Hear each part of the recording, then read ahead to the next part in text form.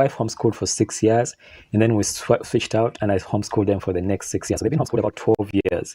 So that time when I was at home is when actually the idea of Coza and Nancy was born, was birthed. Because the characters that you see in Coza and Nancy, they're inspired by my son and daughter. Me spending time with them, learning from them, learning how to create content. Because before I was creating content, but I had no idea what made a child tick until I went to their level.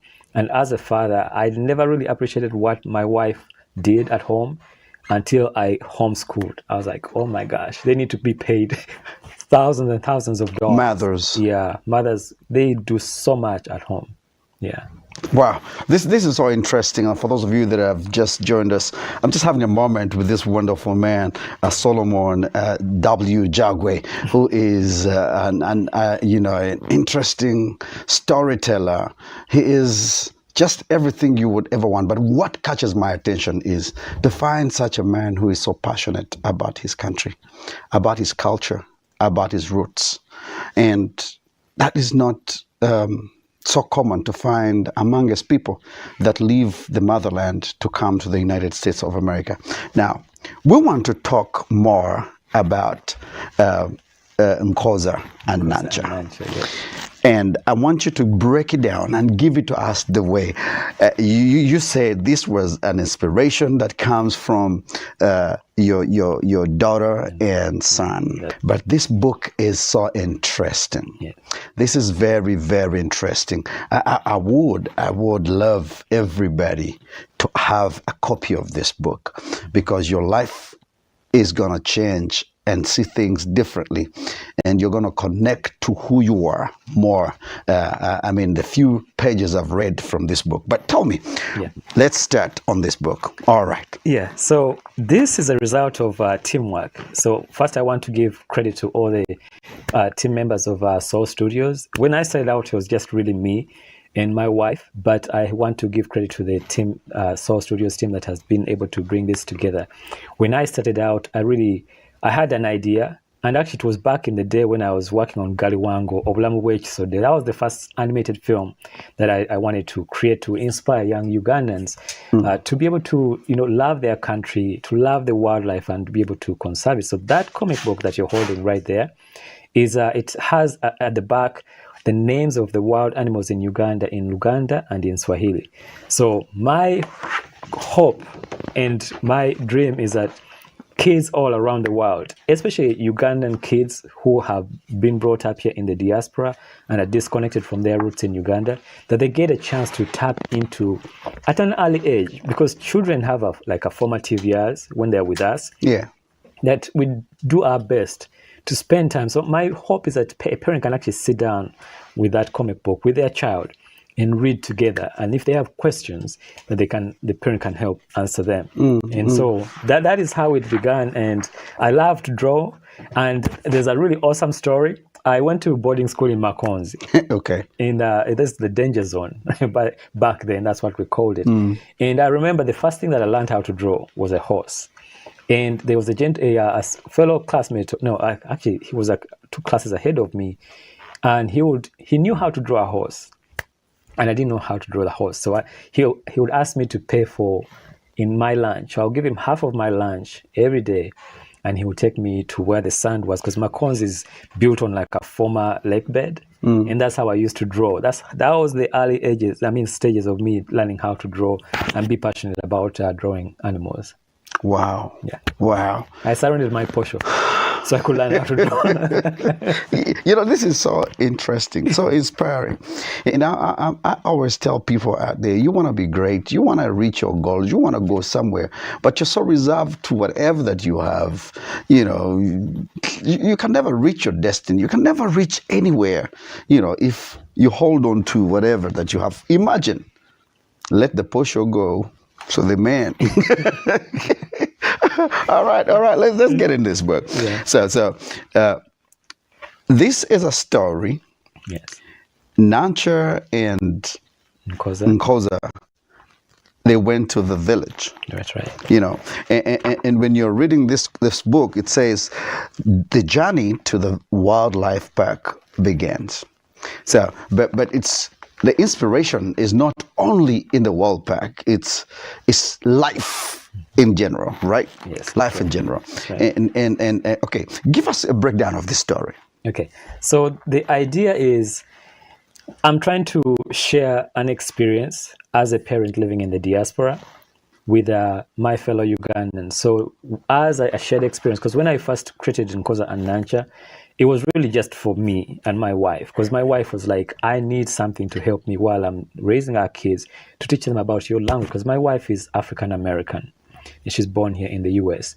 And so she wanted something, a tool that she could use to help the kids. And I said, okay, let me start working on an app that would actually resulted into all this content that followed afterwards.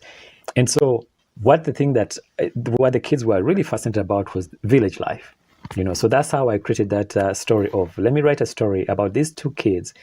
First of all, they are in the diaspora, and then they moved back to Uganda, and now they're grappling with learning how to, learn their culture, learn their languages, and that's how the whole journey begins. That their journey starts in the diaspora, they relocate to Uganda, and then Nancha is sent to the village because they didn't have the school fees to pay. And there's also the challenge of the girl child, is that usually in Uganda, the boys were given preference to go to school, and the girls were either married off. So I want to share that challenge that people go through, and to show that even as a little girl, Nancha can rise up above all her means, and that as a little boy, Nkosa helps his sister to learn about everything that he learns in boarding school. So there's that sharing dynamic of, we are a community. It takes a village to raise a child. Yes. So these two friends are on a journey to learn about their culture with the help of their grandfather who they meet in the village. How has the American society received my goodness, your vision? Today, you've experienced a bit of it. Yes. I was amazed. Yeah, so these are kids who have no idea about Ugandan language, right? But when you package it in a fun way, in an engaging way, you saw what happened today. They were engaged. They could speak, because the way children learn is that they like the visual, they like the tactile. And I think what I've learned from homeschooling our kids is that you have to be hands-on to make it interesting. Because I remember when I was in boarding school in Budo Junior, man, they spanked us for speaking Luganda. So we grew up actually hating a language that was supposed to be, precious to us. So right now, I feel like we as parents need to change that mindset and engage our children in an exciting way. And kids love animation. They love comic books. I mean, I don't know if you did, but I grew up reading Tintin and Asterix and Obelix, you know. I mean, we dug into those with the Asterix and Obelix going against the Romans, and then Tintin with Captain Haddock going on different adventures. So that kind of grew a desire in me to, how can I use this medium to be able to tell a story both in print and also on the phone and on the tablet. I think the pandemic has been a jumping point. Beginning of 2020, we had about 800 downloads. As I speak, both our iOS, Android, and Amazon apps are over 15,000 downloads in over 150 countries.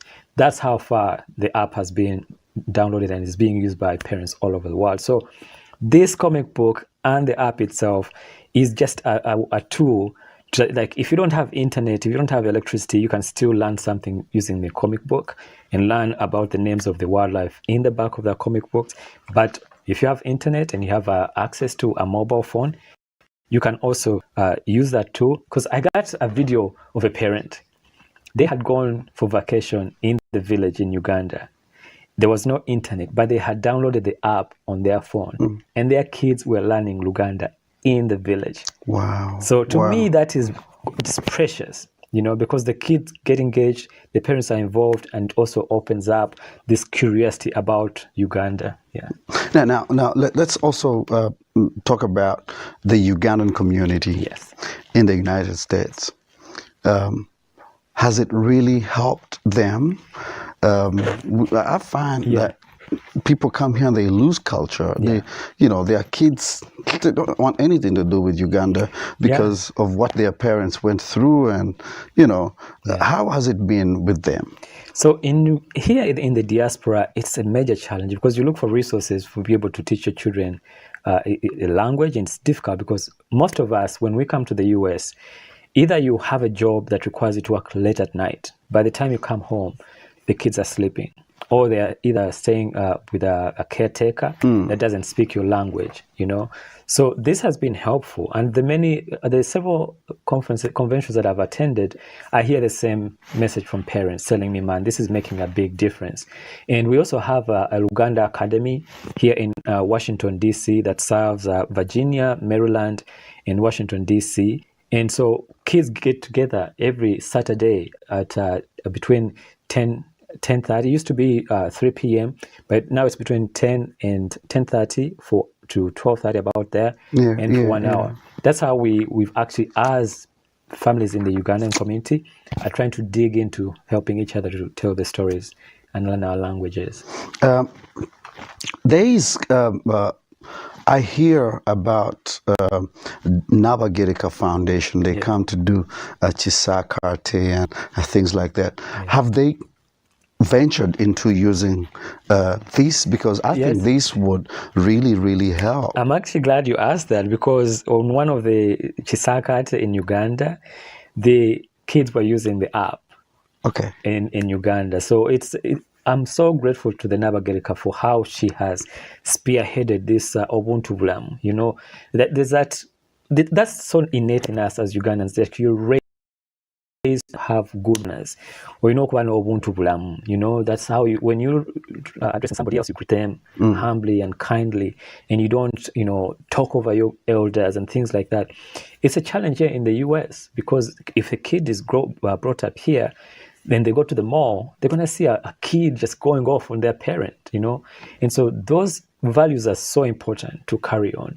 And if we can put them in animated form, where you see a child is actually learning from the grandfather or the mother, or how to be a good citizen, a good representative, a good Ugandan wherever you are, I think it's very important. Yeah.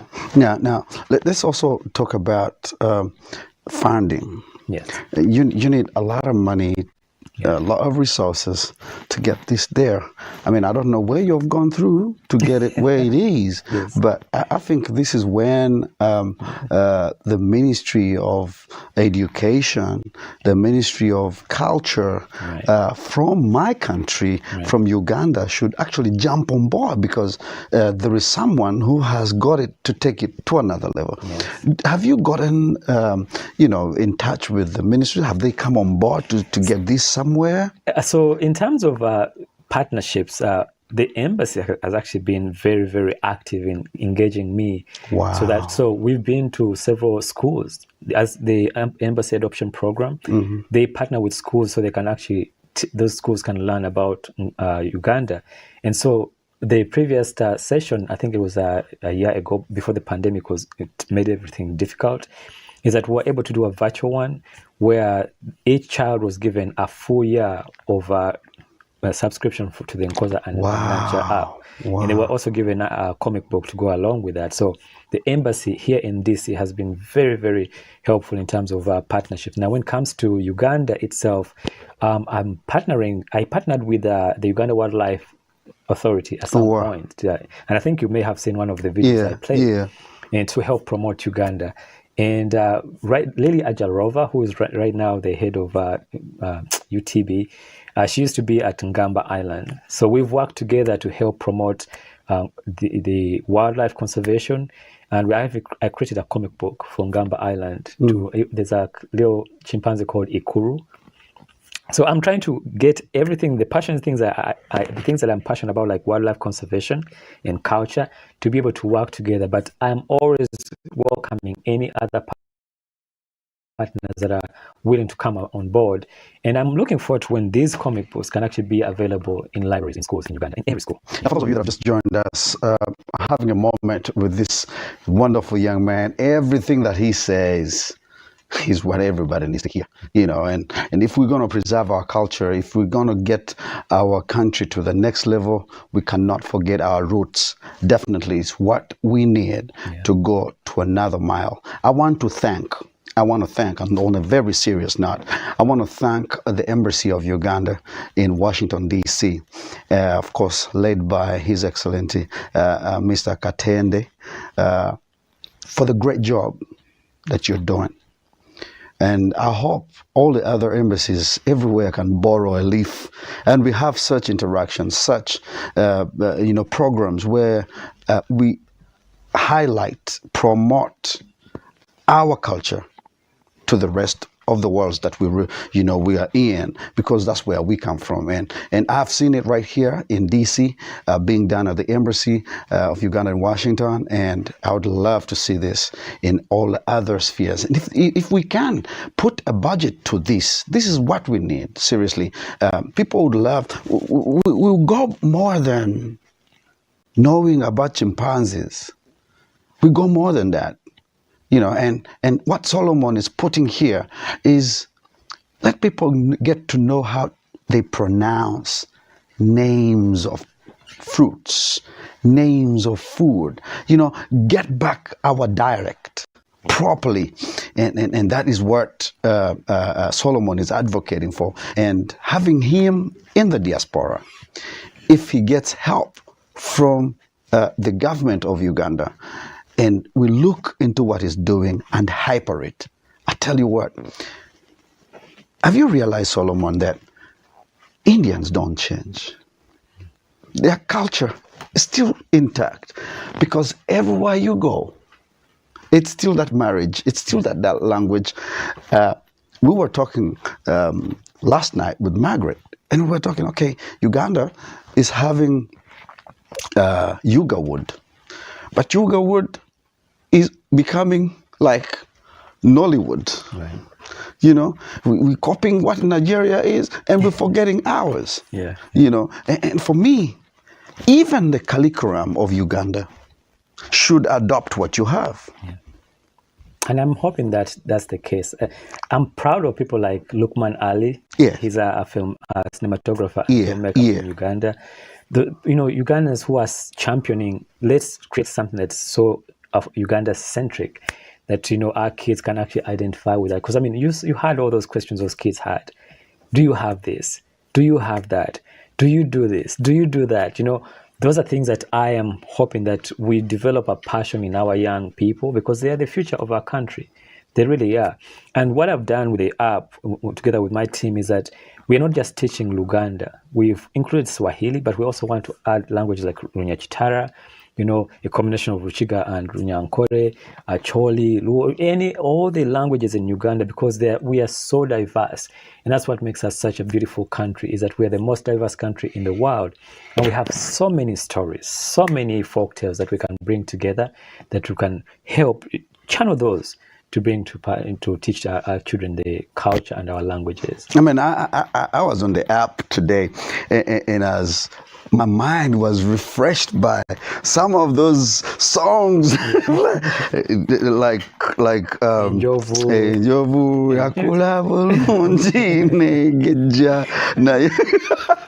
That's I don't even know how you remember all that. Oh man, I'm telling you, my grandmother really ingrained those things. Thumbs up to her. Thumbs up to her, man. It's a tribute to my grandmother, because without her, I don't think it would have stayed with me. And I think we grew up in an age where technology wasn't a big thing. So nowadays, struggle with being on the phone or whatever. And here's the thing: even though I've created something for digital media, my ultimate goal is for parents to spend time with their kids, and that's why there's a print option. So that because there's something different about when you are physically there with your child and they actually hear you, speak these words, because it has to start from there. It has to start from you as a child, or rather as a parent at home, teaching your child the languages that we so treasure in Uganda. Solomon, what has been your biggest challenges, and how have you overcome them?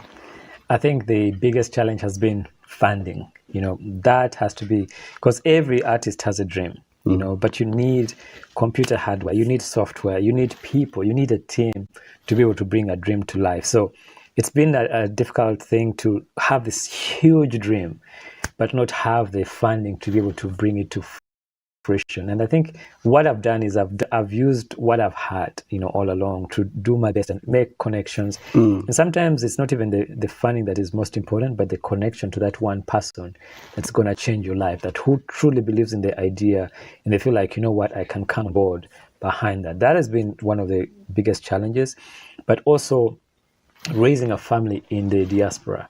It's not easy because, first of all, I miss Uganda. You know, Oh, we thought it's so easy, man. I miss Katunkuma. I miss Feel you. Mokene. I feel you, man. Miss Posho. I feel you, man. With the Mputa. You know, those things. I can't even describe them to my children because we are far removed from the motherland, and so trying to create an image that they can capture with, and that's why I'm digging deep inside my memories and as much as possible to share with them the experiences that I've had. So those are the big things that I've had to deal with, because even my children, it's been tough for them to learn Luganda, because when you're working full time, because I've been in the gaming industry for 15 years, I worked in the defense industry where we used to create games for the US military to train soldiers in real-time strategy. But those jobs are extremely, extremely demanding, hours on end, animating, building tanks and guns and whatever. So it separates you away from your family, and that time that my grandmother used to spend with me, I didn't have the luxury of passing on the same leverage. So those are the biggest challenges that I've Man, and now we have this book online. Yeah. What other books do we have? All right. So that was the journey to the national park, but it all started here when Coza and Nancy went to the village the very first time. Okay. So this book was the first comic book that we made. All right. And this was illustrated by a gentleman from Uganda called Charles Sentongo. He and I have been great friends, and he's actually he's an awesome comic book artist, and he has a company called Elupe in Uganda. They do comic books, but this was the beginning part of it. And then as we were talking, my wife came up with an idea of creating a character that will become best friends with Coza and Nancy that are here. So that's when Princess Anitandra was born. All right. So there's a tree house over there that they hang out because they grew up in the same neighborhood with Coza and Nancy. So she's in the US, Coza and Nancy moved back to Uganda, and then they start to communicate. You know how we used to have pen pals? Yeah. Do you ever have a pen pal? Oh yeah. Oh yeah. Actually, kids nowadays don't know what a pen pal is. In Australia. Yes. Yeah. But wasn't it awesome when a pen pal would send you a letter and you learn about their culture? Yeah. It would always be exciting to run to the post office. So I actually waiting for your parents to come home and wondering, is there a letter for me from my pen pal? So I'm trying to get back some of those storytelling aspects of communication. I know nowadays it's texting and WhatsApp and Instagram and whatever, but there's value in kids actually seeing some of these things, that you don't have to just rely on technology to communicate. Having a friend in the neighborhood, hanging out, going, hunting, not hunting, but playing cowboys and Indians. When I was in Budo Junior School, we played Kontiki. We played rebels and soldiers, Ugandan soldiers. So we play like the rebels are attacking, Kampala, whatever. So it's things like that. Being outdoors is very important to the development of a child. Thank you so very much. I'm so delighted. You know what? Everybody in Uganda, everybody that comes to the United States of America, they're just hustling. Yeah. They're just, doing drugs or, just doing things that they did not go to school for. Yeah. And like I said at the beginning, that the first time when I was at Bowie University and they told me about you, I was like, what?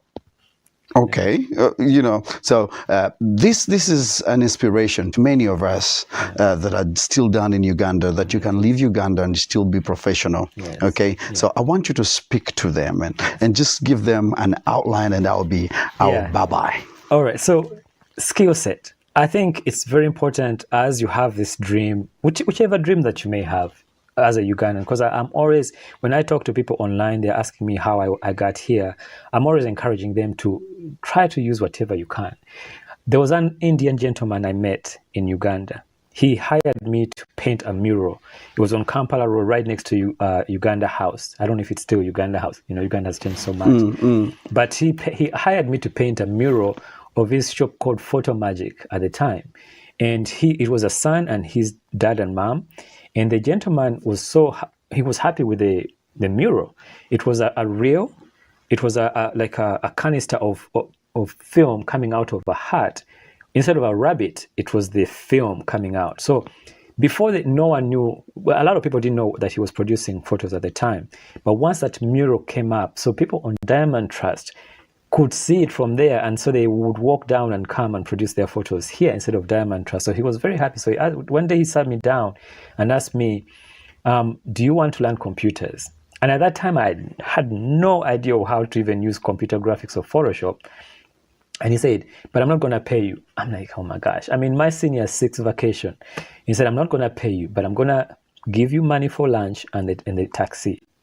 And he said, you think about it. So there I was with all this paint all over me. I sat in that matter to all the way to Motondwe thinking, man, this gentleman is trying to take advantage of me. Yeah. You know, but the next morning, when I went back to that shop, I said, I'll take the offer. And he said, okay. So in the evening, I would lug the things that he was selling. He used to sell these APCs along Kampala Road. So we'll go to offices. I carry those things through the different offices. We sell. And then we go back. We go to the bank, deposit money. And then in the evenings, he would sit me down and teach me computer graphics. No salary whatsoever. So for 6 months, I did industrial training of learning how to use computer graphics. When I came to the US with that, when I got that scholarship, once I started school, I was actually ahead of the curve.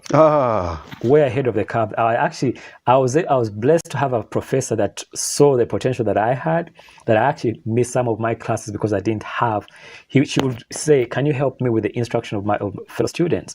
So what you heard from Bowie State University set off way back when I was at George Mason University. And I attended Ohio Valley University. From there, they didn't have animation. I transferred to Montgomery College over here in Rockville, which is a state border in DC and Virginia. And then from there, I went to George Mason University. Now, what happens in the US is that if you are hired, I did a 2-year internship with the Defense Department. It was a defense contractor attached to the Pentagon that then hired me once I graduated. Mm-hmm. And I worked for that company for 8 years as an animator and 3D artist. But it all started with how much are you willing to invest in your own self? Are you willing to sacrifice to learn something, even if someone doesn't pay you? Do you love that thing so much that you're willing to do it without someone paying you? Wow. And that's what led me to this where I am right now. But I've always loved drawing. So whatever it is that you have as a passion of yours inside, draw on that. And let that be your guiding compass that this is something that I want to do forever. Wow. Yeah. Man, thank you. Thank you so much. What are you willing to do? That no money, you can still do it. Yeah. Without being paid, you can still do it. That's exactly a line that I'm picking from Solomon. Thank you very much for joining us. Catch you again next time. Thank you.